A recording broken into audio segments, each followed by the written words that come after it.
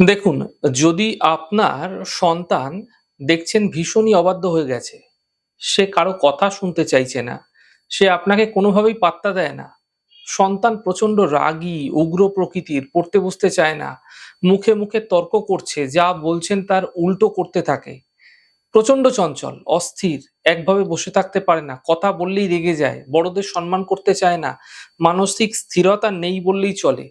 এমন ক্ষেত্রে আপনারা অ্যাভোকাডো, অ্যাভোকাডো যে ফলটা আছে, এই ফলটা ১৯শে নভেম্বর দিন বিকালবেলা ৪:৩৭ থেকে ৪:৫১ এই ছোট্ট সময়কালের মধ্যে কিনে নিয়ে চলে আসবেন।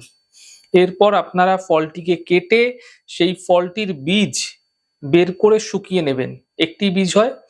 এই বীজটি আপনারা যে পাত্রে চিনি রাখেন, অর্থাৎ চিনির যে কৌটোটা রয়েছে আপনার, সেই কৌটোর মধ্যে, সেই চিনির কৌটোর মধ্যে আপনারা ভরে রেখে দেবেন। এবং যখনই আপনি রান্না করছেন, চা করছেন, বিভিন্ন খাবারের প্রয়োগ করছেন, চিনি তখন মানে চিনি যেখানে রাখেন সেখান থেকে চিনি নিয়ে প্রয়োগ করুন। এবং এই চিনির প্রয়োগ করা খাদ্য আপনার সন্তানকে প্রত্যায়িকভাবে অবশ্যই দিন।